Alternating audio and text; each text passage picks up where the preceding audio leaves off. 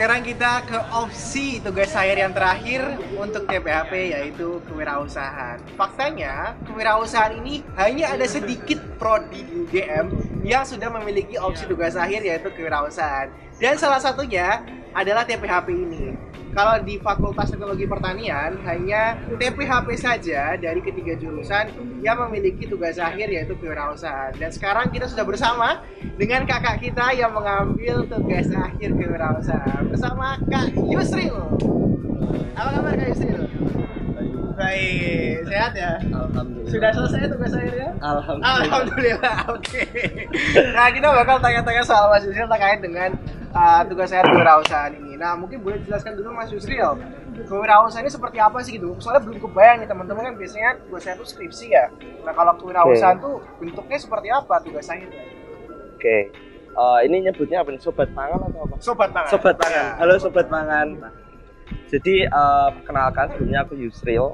Di sini aku kemarin ambil tugas akhir kewirausahaan 2. Nah, mungkin kalau belum kebayang kewirausahaan apa, nah kalau di TPHP itu ada namanya praktikum pengembangan produk ya Mas. Nah, di kewirausahaan 2 ini jadi follow up dari praktikum pengembangan produk.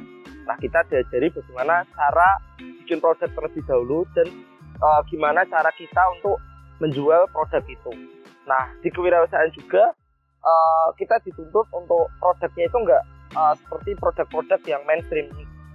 Bisa aja kalau kita hanya bikin produk mainstream, kita hanya bikin kayak misal bikin aja rengginang atau apa. Nah, kalau di TPHP itu karena kita dituntut untuk menjadi produk yang berbeda. Nah, jadi produk yang diunggulkan atau diajukan untuk kewirausahaan ini produk-produk yang berbeda dari kebanyakan produk di pasaran. Ada keunikan sendiri. Ada keunikan tersendiri dan ada keunggulan tersendiri. Keunggulan tersendiri. Nah, kalau Mas Yusril sendiri kemarin ngembangin apa nih Mas? Oke, kemarin aku ngembangin keju krim prebiotik atau cream cheese probiotik. Nah, nama produknya itu Kesira. Nah, mungkin kalau teman-teman belum tahu, itu Kesira ini singkatan ya dari keju asli Nusantara. Nah, sekarang coba mungkin bisa dijelaskan Mas ke teman-teman dulu prosesnya kok bisa dapat ide ngembangin Kesira, dan proses kalau misalnya teman-teman sobat pangan di rumah mau mengambil tugas akhir kewirausahaan itu langkah-langkahnya seperti apa? Oke, mungkin aku sedikit cerita ya. Dulu waktu aku maba itu punya ikut namanya SP2KM. Nah, itu diajari bahwasanya kita kalau kuliah itu harusnya breaknya itu ngeplan dari detail, dari rencana jangka pendek sampai rencana jangka panjang. Nah, aku dulu ngeplan ketika semester ini aku harus apa, semester ini harus apa, semester ini harus apa.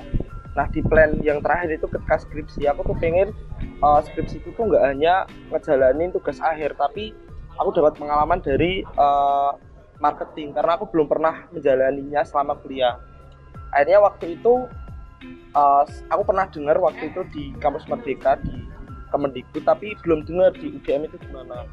Hingga waktu itu sempat ada tawaran di grup angkatan, ini ada tugas akhir kewirausahaan. Nah, waktu itu karena adanya proyek tersebut, saya coba ikut, dan wah ini menarik nih ya, di follow up oleh departemen. Bahwasanya kita itu skripsi nggak hanya ngerjain penelitian di lab dan lain-lain, tapi kita bisa berwirausaha, kita juga berjualan dan lain-lain.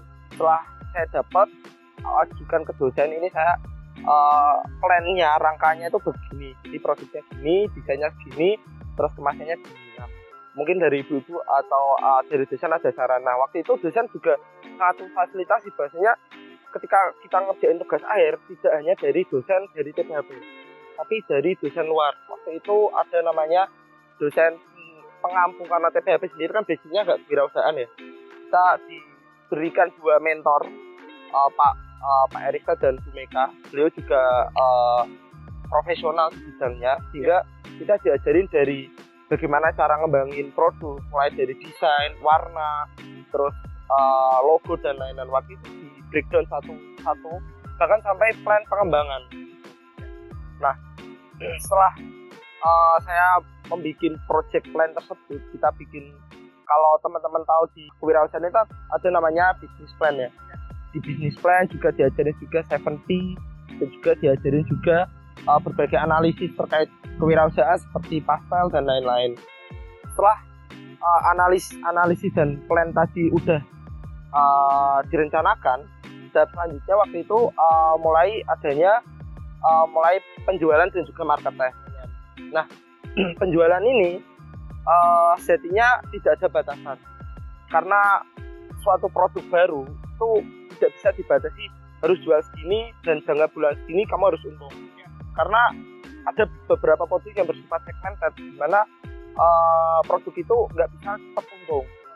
Termasuk beberapa produk seperti produk saya juga di awal-awal sangat sulit banget untuk laku, sehingga waktu itu departemen memfasilitasi tidak harus laku dalam berapa bulan dan tidak ada batasan berapa bulan kamu harus jualan. Tapi departemen itu saya berkonsultasi pada mentor ketika saya sudah melakukan ini apakah sudah cukup untuk menjadi syarat untuk tugas akhir, dan apakah dosen ini dari mentor ini sudah mengizinkan saya untuk tugas akhir dan lain-lain. Nah, ketika saya berdiskusi dengan mentor saya dan beliau bilang, oh ini sudah cukup sih untuk menjadi syarat untuk tugas akhir, baru tugas akhir dari kewirausahaan itu sudah selesai.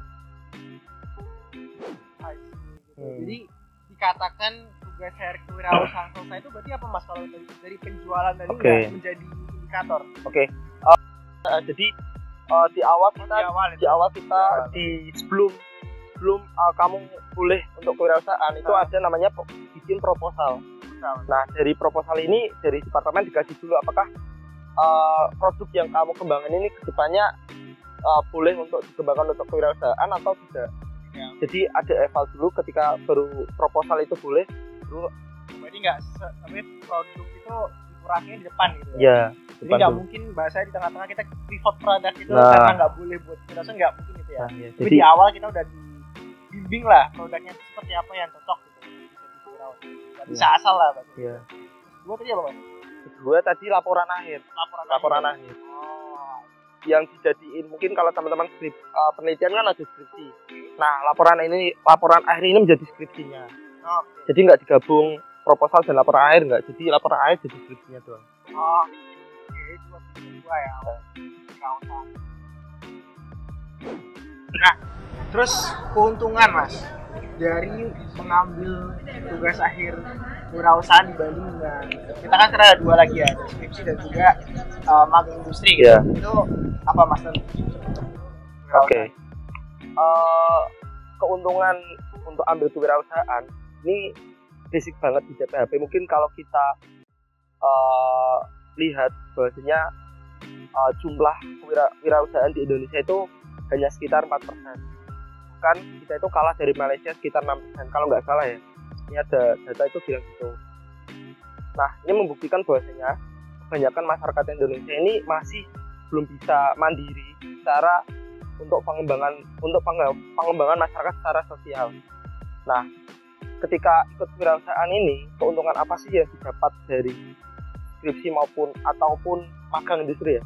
Nah, itu kita diajari bahwasanya kita itu kuliah gak hanya melulu jadi disuruh orang atau kita menjadi bawahan. Di kewirausahaan ini kita diajari kita ngembangin sendiri, kita merasakan lah ketika kita punya usaha itu bagaimana kita seenaknya sendiri. Oh ya udahlah, aku nggak mau minggu ini, mungkin aku nggak jualan lah minggu depan. Nah, mungkin ada fleksibilitas juga. Mungkin kalau kita magang kita harus ada rutin ya, kita harus datang segini.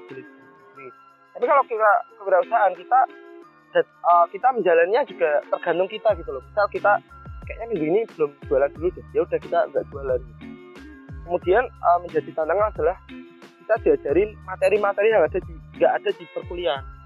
Kalau teman-teman TPHP tahu kan kita yang terkait kewirausahaan hanya kewirausahaan pertama sama pengprod ya. Nah, di sini kita belajar sendiri. Mungkin kalau pengprod kita nggak diajarin mungkin kurang diajari secara detail terkait pasal. Kita nggak diajari detail terkait BMC. Termasuk bagaimana cara customer segment kita memposisikan produk itu gimana, kita kan nggak diajari di perkuliahan. Nah, ini menjadi poin tersendiri. Nah, menjadi keunggulan juga kita mungkin kalau teman-teman katakanlah malas nge-lab atau malas kegiatan-kegiatan yang itu aja, ini menjadi terobosan. Biasanya kalau kita itu lulus nggak nge-lab tuh bisa gitu. Kita tuh lulus tanpa harus berhari-hari di depan sound factory dan lain-lain, itu bisa. Nah, ini menjadi keunggulan atau mungkin teman-teman mungkin bisa tertarik jadi segi fleksibilitas dan juga kreativitas juga sangat diuntungkan, dan juga tadi kita tidak hanya melulu di dalam lab. Jadi TPHP itu enggak identik TPHP nge-lab doang, tapi kita juga TPHP juga bisa lah. Itu teman-teman, jadi itu tadi tugas akhir kewirausahaan. Terima kasih Mas Yusril sudah menyempatkan waktunya. Ya sibuk ya, semangat setelah melepas status kemahasiswaannya. Ya luar biasa, ini fresh banget ya teman-teman dari yang sudah melaksanakan kewirausahaan. Dan itu tadi soal tugas akhir kewirausahaan. Baik, kita tadi sudah mendengarkan ya lengkap 3 jenis tugas akhir yang bisa diambil oleh mahasiswa di jurusan TPHP. Tentunya ini menjadi sebuah keunikan tersendiri buat kamu yang masuk ke jurusan TPHP, serta bentuk komitmen Departemen TPHP untuk mendukung program Merdeka Belajar. Nah, itu dulu aja buat video kali ini. Like kalau kamu suka videonya, dan sebarkan video ini ke teman-teman kamu, saudara kamu, keluarga kamu, supaya informasi ini bisa sampai ke yang membutuhkan. Gitu aja dulu dari aku. Sampai jumpa di video-video Inside of TPHP selanjutnya. Dadah!